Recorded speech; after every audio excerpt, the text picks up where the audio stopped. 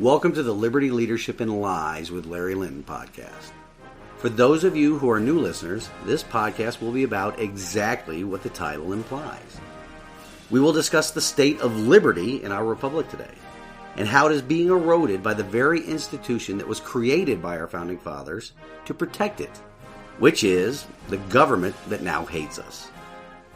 We'll also discuss the many different types and styles of leadership that exist today, but more frequently, we'll talk about how our republic is best served by true servant leadership in elected office. On the topic of lies, we will discuss the many pervasive lies that are told in society today, and not only by our government, but their willing partners in the news media, social media, and tech sectors. These lies, they're designed to rob us of our liberty and destroy our trust in and reliance on the founding principles of our nation and its Constitution. I will also use a portion of each episode to discuss my election campaign to represent Tennessee's House of Representatives District 12. And what I hope to accomplish with my campaign is just basically a couple of things. I want to bring to Nashville an example of what following an oath to the Constitution looks like. And this is based upon my 30 years of service to our nation in the United States Navy.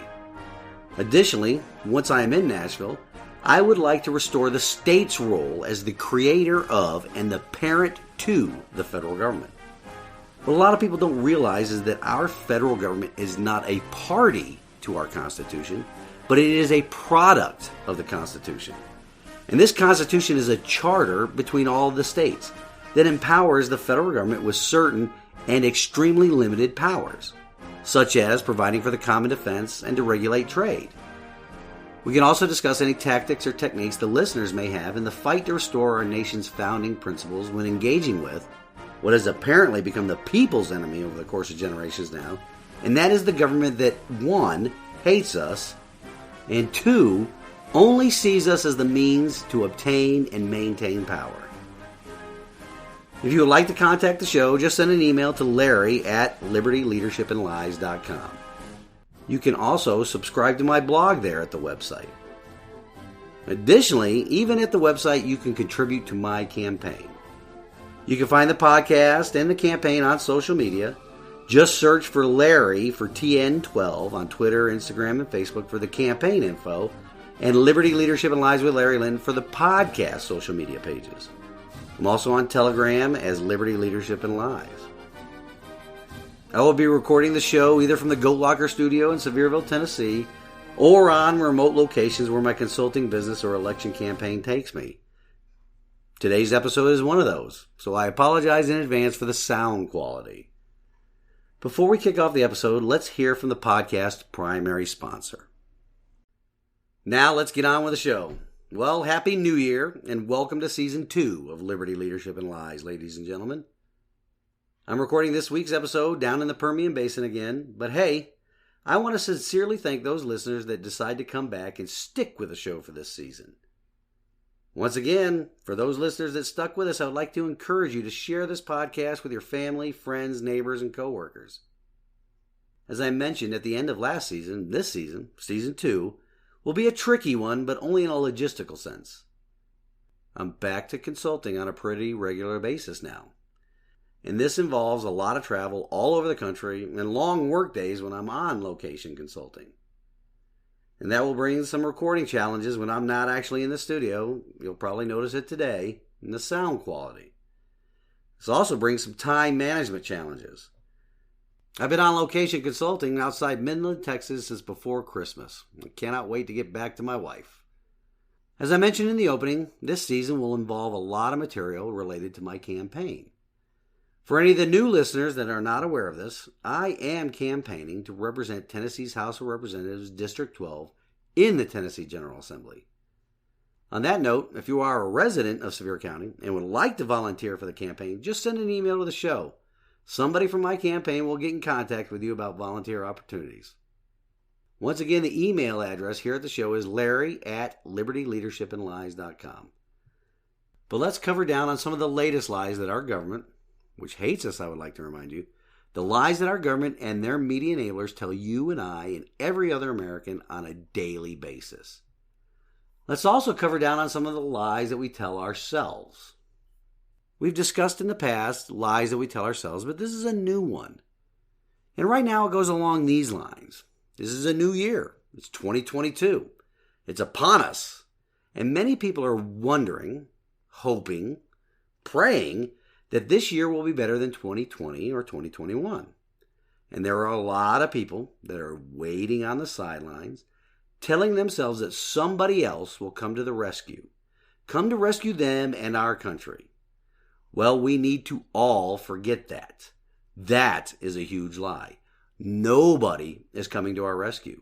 If you are waiting on somebody else to do the work that is necessary to save us, you're setting yourself up for a big disappointment. And talking about this lie that we're telling ourselves about somebody coming to our rescue, it brings to mind a poem I read by Pastor Martin Niemöller. He was a Lutheran pastor who lived in Germany in the last century, prior to and during World War II. This pastor was a very outspoken critic of Adolf Hitler, and that resulted in him spending 7 years in a Nazi concentration camp. After the war, he wrote these words, and I quote, "First, they came for the Jews, and I did not speak out because I was not a Jew. Then they came for the communists, and I did not speak out because I was not a communist. Then they came for the trade unionists, and I did not speak out because I was not a trade unionist. Then they came for me, and there was no one left to speak out for me." Well, ladies and gentlemen, the woke, communist, leftist, deviant cultural warriors are coming for us all. Us, you and me. We need to stand up and speak out for every one of us. And the leftists, they will never be satisfied either. Eventually, they will all completely turn on themselves, creating ever more unique and more special subgroups, trying to outdo each other in their wokeness. But before that happens, they will destroy everything you and I hold dear. They will not stop until our Constitution and our way of life are completely destroyed. There isn't anybody else coming to our rescue. We are our own rescue party. We are all the Minutemen of our day. It will take all of us that love the Constitution and the limited government it creates, who are individualists by nature, to band together and fight to restore it. I know that's something us conservatives don't like doing, working together in a collective, so to speak, but waiting on others is no longer an option. We could take inspiration from those that are already standing in the arena and fighting back. Organizations like Convention of States and RestoreLiberty.org. There is also our national and local Right to Life organizations, as well as Moms for Liberty or Neighbors for Liberty in your state. There are many organizations out there laying the groundwork for other citizens to wake up and take action, to wake up and shake off the apathy that has gripped our nation for far too long now. So stop telling yourself the lie that others will do the work necessary. You and I, along with all of our family, our friends, our neighbors, need to step up and step in the arena to do the work that is necessary. Conservatives have to get together much better than we have in the past, and we need to do this to accomplish this vital work. So, seek out those organizations. Get involved. Even if it's for just like 10 minutes a day. Every little bit helps. You know, when I was on active duty, I used to equate difficult tasks to a poop sandwich. You know, it's difficult and bad when only one person has to take on a monumental task. They are eating the entire poop sandwich alone. That is a bad way, a horrible way to accomplish hard and complicated tasks. But if everybody just takes one small bite of the poop sandwich, in other words, everybody doing their part in tackling the task, the poop sandwich is divided into very small portions, making the shares of the task or the sandwich much smaller and easier to swallow. The more people involved in this task, the better. Again, I know this is something that many conservatives have not been very good at in the past, but we must overcome our reluctance to work together because our republic is at stake. Our children's freedom's at stake. our grandchildren's freedoms at stake. Before we go on, let's pause for a word from a supporter of this podcast.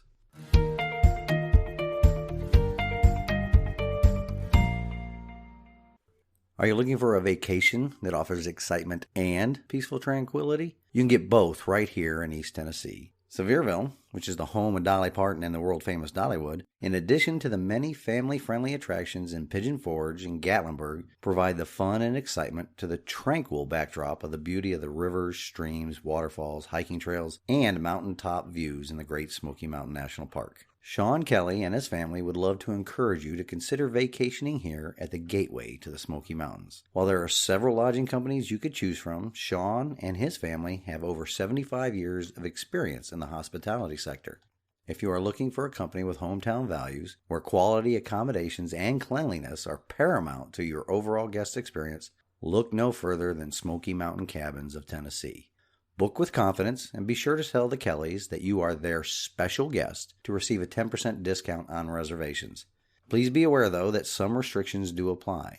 So call now, toll-free at 866-289-8818. You can also look at their cabins online at www.smcabinstn.com. So call now and book your vacation here in the Smoky Mountains with Sean and the Smoky Mountain Cabins of Tennessee staff. They are experts in creating mountain memories one stay at a time. Once again, the number is 866-289-8818, and the website is www.smcabinstn.com.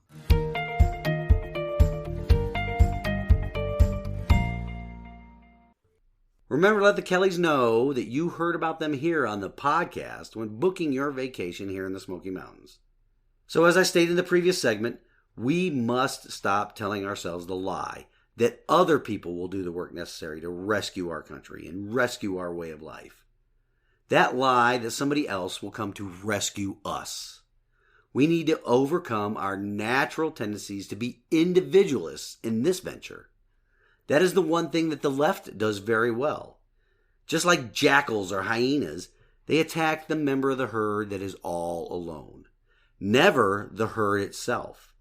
Leftists band together quite well to take us on individually and destroy us. Then they move on to the next target that is sitting alone. We conservatives need to band together and use this tactic against them. They're breaking themselves up into little woke groups. We need to take them on as collective conservatives. Just look to the recent elections in Virginia and New Jersey, and you can see how that played out. Victory in Virginia and a huge shot across the bow in New Jersey. There are a lot of things you can do in a group or as an individual to take a stand in an arena. We can use our federal and state constitutions as the weapon against tyranny. There are also other laws on the books that we can use as well, such as the Freedom of Information Act or public records requests. Submit those requests to your local school boards, for example. We need to let every school board around the country know that we are no longer going to allow them to operate unsupervised by us, their employers. Ask for their processes that they have in place that they use to review curriculum they purchase with our tax dollars. You can also ask for their policies and procedures used in determining teacher promotions. In addition, I would ask for any communications the school boards have with the American Federation of Teachers. You all remember that organization, don't you? They were the ones that pleaded with the federal government to sic the FBI on parents because parents were finally starting to wake up and show up at school board meetings. Also, you can ask for any communications these school boards have with national teacher unions. The more specific the request, the better, such as requesting the district's communication with those groups on a particular topic only, and for a specific time frame. The more specific you are in those requests, the less opportunity you give them to slow roll your request. And the same thing can be applied to any level of government and any operation of government, like the city or county's communications with a particular builder or a vendor or on a particular project, especially those projects that surprisingly appear in the news, or that you notice when you're driving around. Government needs to know that they are supposed to be responsive to their employers, us, we the people. And the more of us that do this, the better. You can do it individually or get together with other like-minded people, the ones that are not waiting on a rescuer, and divvy up the requests. The same thing can be done at the state level, too, with any part of the state government. We need to force every action our elected officials engage in to be brought out into the sunlight. It will be like death from 1,000 cuts. I mean, just imagine that. City, county, and state officials having to spend time to responding to hundreds, thousands of open record requests or Freedom of Information Act requests. The more time they have to spend being responsive to our requests, in other words, being held accountable for their actions by their employers, the less time they have to come up with new and ever more inventive ways that they use to rob us of our sweat equity and to rob us of our liberty. Also, show up, get involved by attending these school board meetings or city and county government meetings. If there's rallies at the state capitol in support of legislation that is truly conservative and restores our liberty, show up. Take the day off. Go there. Look to those that are already doing it all over the country right now. Take inspiration from these people and get into the arena, especially with these overreaching mandates with regards to vaccines. Look at what happened in Los Angeles County schools in California here recently. It was reported in early December that because the school district had more than 30,000 unvaccinated students, meaning parents were not subjecting their children to experimental treatments, that caused a delay in its mandated vaccination date of January 10th. They're moving it out to the fall of 2022. This is the type of action that needs to take place all over the country. What happens to school districts that would essentially be barring more than 30,000 students from attending school? Well, they lose federal money. And government organizations at all levels are addicted to that federal money. And it's by design, too. Losing that federal money, which is our tax dollars, forces them into withdrawal. They do not want to do that. The same thing could happen to private corporations, too. Faced with an inability to produce a product or service because employees choose not to get vaccinated, would force those companies to take a good hard look at their bottom line. It would force them to join with those other companies and organizations right now that are already pushing back on these unconstitutional mandates. More and more people will wake up to the lie that government has the authority to force individuals and force companies to enforce a vaccine. If a vast majority of people would wake up from their apathy and see the lies the government has been telling us for 2 years now with this pandemic, we could get a victory in this battle to retain our sovereign control over our own bodies. Then the real pushback needs to happen. Individuals that lost their jobs based upon their non-compliance with the illegal coercion of being forced to take a vaccine, they need to make every company that did that force them to pay, and pay dearly in a court of law. We need to let every employer, no matter how big or small of a company they are, we need to let them know that we will no longer comply, and they will have to learn this lesson by them taking a big hit in the wallet. No longer will we allow them to lie to us in this way again. No longer will we allow our government to outsource their enforcement into the private sector. Let's pause for another word from a supporter of this podcast.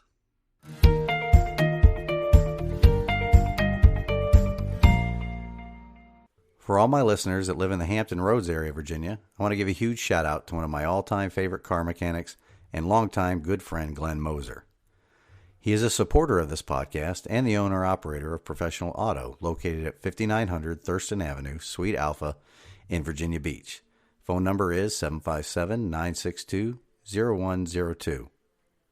Not only is Glenn an extremely talented mechanic, but he is also a great American and a staunch supporter of our constitutional rights. My family and I relied on Glenn and Professional Auto for all of our vehicle needs when we lived in the Hampton Roads, Virginia area. Quality work at a fair price and service with a smile are what you will receive when you take your vehicle to Professional Auto. I encourage all my listeners there in the Hampton Roads area to look them up if your car needs work.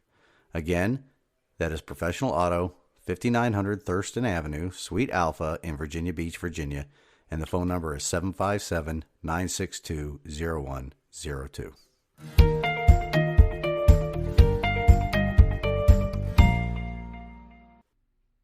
Back to more lies. And these are coming from the media here just in the last couple of weeks. Here they are. There's one particular story that was published in The Hill by a Mr. John Kenneth White, opinion contributor, that came out last week that piqued my interest just by its title. The headline read, "The Constitution Isn't Working." Isn't that just dandy? Talk about attacking the fabric of our nation. That's something they accuse conservatives and Republicans of all the time. This man's openly doing it in newsprint. This is just one of the insidious ways the media is lying to the American people. Forget going through all the points in the article about how the author thinks the Constitution isn't working. What is really happening is that the Constitution is not being followed. It would work if the government that hates us just followed it. You know, on this podcast, I like to go back to the Founding Fathers and their discussions and writings about the Constitution quite frequently. One of the ones I like to refer to a lot is President John Adams. He was considered the foremost constitutional theorist of the Founding Fathers. By the way, if only our judicial branch would refer to their writings, the Founding Fathers' writings, about the great document that is the Constitution, especially when they're issuing their judicial fiats, we would not be in this mess today. Anyway, remember back a few episodes when I was discussing the following quote from John Adams. He stated, I quote, "Our Constitution was made only for a moral and religious people. It is wholly inadequate to the government of any other." That is what is wrong right now. It's not that the Constitution isn't working. Our immoral and anti-religion politicians are not following it. The author then further cited poll numbers of confidence by the electorate in the different branches of government as one of the reasons for his article. Of course, because opinion writers do not like to dig into the root causes of the lack of confidence, which would point to the politicians and judges not following the limitations on governmental power in that document, most journalists and opinion writers today love big government and actually have a disdain for the document that limits its power. The author's lamentations about how the Constitution is no longer working are designed to sway the opinions of writers to agree with the headline of the article. The media and government today would like to completely do away with the Constitution. The media will cheer when liberals or Democrats circumvent the limits imposed by the Constitution, but will rend their garments and gnash their teeth when somebody on the right takes the same actions. It is hypocrisy disguised as concern. And to what end? Why does the media think and behave this way? That's those pesky why questions. Well, it's because the media, along with the new aristocracy, want power. Nothing more, nothing less. Because power, it brings money and control. Our money and their control over us. Simple. Gone are the days when journalists presented information with very little or no bias. Because these journalists, these news media outlets, they want a seat at the table of power and will prostitute their ethics to get it. This article just further bolsters my thoughts on how our nation no longer has a free press. It has a propaganda wing, propping up their preferred totalitarians. Most of our press has one of two goals today. The first one we discussed. They want to position themselves at the table with a new aristocracy to gain total control over the people of this United States of America and to the wealth our country has generated. The second one is this: to tear down any opposing thoughts and opinions that pose a danger to their first goal. With the advent of the internet and social media, they have gained willing partners with the majority of big tech, too. Ladies and gentlemen, this is a fight for the soul of our republic, a fight for the document that created the best possible and freest nation on the planet. How about this for another lie? Actually, it's a combination of lies. This is another one from a supposed journalist, Miss Brittany Shepard from ABC News. the source alone should tell you how this article, which is titled, "A Majority of Americans Think January 6th Attack Threatened Democracy." It is a continuation of the same thing concerning the events that transpired that day in our nation's capital. At least this journalist only referred in passing to the riot as an insurrection. The insurrection storyline has largely fallen apart. Why? Because nobody's been charged with or even pled guilty to insurrection. The author continues the clarion call of the media of President Trump's persistent and baseless claims of election fraud. Of course, that claim is based upon an ABC poll. Really? That's kind of incestuous. An ABC writer talking about an ABC poll about a politician they despise. Imagine my surprise. But their poll contradicts other polls that show a majority of the country actually knows the truth. 56% of Americans believe that cheating likely affected the outcome of the November 2020 presidential election. 56%. Further, 41% believe it was very likely. We will always have to deal with this issue in our nation purely because the leftists will attempt to destroy the very foundations of our constitutional republic. With articles like this one from ABC News stating that our very democracy is under attack, while providing cover for their preferred political party to completely circumvent the Constitution with a federal takeover of national elections, while baselessly pushing the lie that the Republican Party at state levels is trying to disenfranchise voters by passing election integrity legislation. They are convincing voters that a federal intervention is needed in the electoral process of the states, which, by the way, is unconstitutional. That doesn't matter to them. The proper process to do this would be through amending the Constitution. But Democrats, liberals, progressives, they know they can't do this, so they propose unconstitutional laws to accomplish their goals, circumventing the Constitution. Then, when they're faced with roadblocks to their federal legislation and takeover elections, what do they resort to? Well, what do they always resort to? They have to change the rules of the game before the end of the fourth quarter in order to try and get a win. That's what old Chucky Schumer is attempting to do in the Senate right now, changing the Senate rules in order to pass legislation that is blatantly unconstitutional. We need to start calling these people exactly what they are from now on. They aren't Democrats. They aren't liberals. They aren't progressives. They are Marxists, pure communists. They worship government because they are the government. They want the government, them, to replace God as the focus of people's faith. What is it going to take for the vast majority of Americans to wake up, to throw off the apathy toward the government's usurpations of our liberty, to not believe the lie that somebody else will come to their rescue? We all, as individuals with one voice, need to take a stand in the arena to remind our government that they only govern by our consent. And this applies to both major political parties, too. This is a common theme of my campaign. We can no longer waste our votes on candidates that have an R or a D by their name. Those parties are two sides of the same coin. The two-party system contributed to this mess.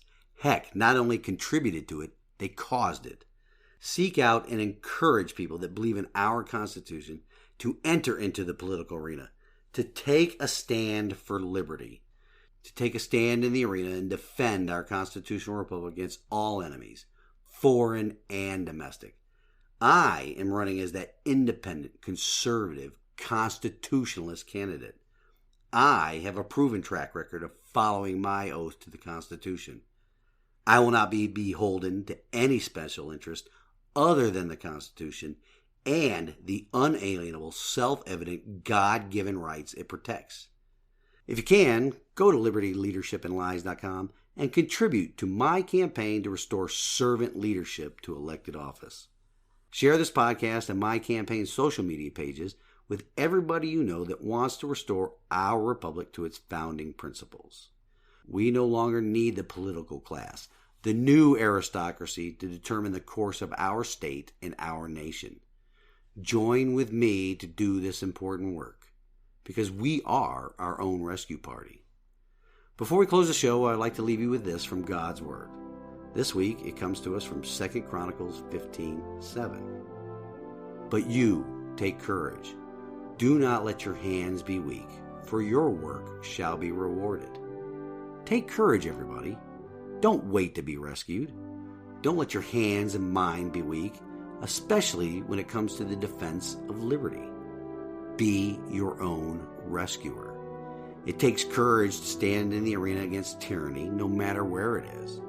It takes even greater courage to stand in the arena against the tyranny that we ourselves have allowed to grow through generations of apathy. Until next week, stand in the arena with me. Reveille, it's time to wake up.